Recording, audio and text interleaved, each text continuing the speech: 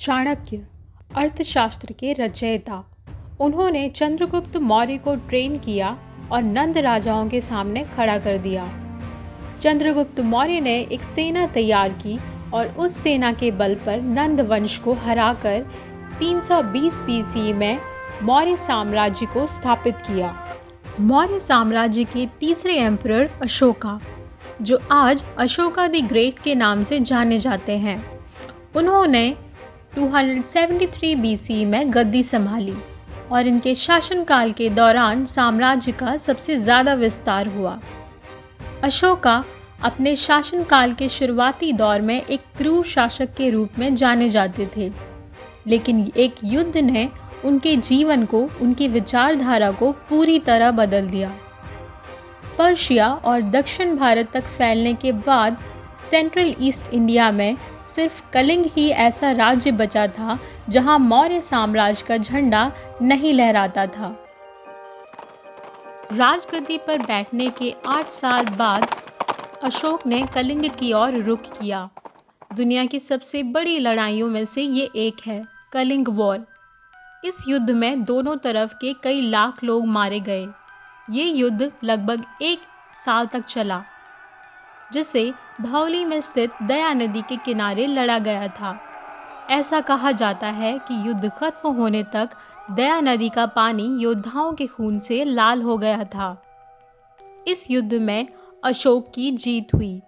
युद्ध के बाद अशोक राज्य के दौरे में गए तो वहाँ का नज़ारा देखकर वो दंग रह गए। इस युद्ध में कई लोगों की जान गई थी और कई लोग बेघर हो गए थे। ये सब देखकर वो पूरी तरह से टूट गए थे और इस पल के बाद वो पूरी तरह बदल गए और बुद्धिज़्म की तरफ चले गए। अपनी आगे की ज़िंदगी में उन्होंने अपने शासन करने के तरीके को बदल दिया और ख़ुद तो बुद्धिज़्म को अपनाया ही, साथ ही बुद्धिज़्म का प्रचार भी किया। उन्हें प्राचीन एशिया में बौद्ध धर्म के प्रसार में महत्वपूर्ण भूमिका निभाने का श्रेय दिया जाता है और ये उनके एडिक्ट्स में भी दिखता है। धौली, जहाँ कलिंग वार हुआ था, यहाँ अभी भी अशोका का मेजर रॉक इंस्क्रिप्शन और एडिक्ट्स मिलता है।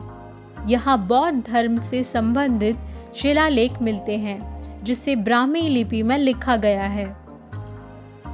अशोका द्वारा बनाया गया एक हाथी दिखता है, जिसे पत्थर को काट कर बनाया गया है। ये उड़ीसा का सबसे पुराना बुद्धिस्ट स्कल्पचर है। इतिहास में झांक कर देखें तो हम देखेंगे कि कैसे एक बड़ी लड़ाई की वजह से एक क्रूर राजा चंड अशोक से धर्म अशोक में बदल गए और उनके बदलने के बाद बौद्ध धर्म के प्रसार के लिए वो बहुत सी शिलालेख छोड़ गए, जिसे आज भी देखा जा सकता है। शायद इस पूरी कहानी से हम अनजान ही रहते अगर उनके एडिक्ट पिलर्स हमें इस महान सम्राट की ये कहानी ना सुनाते।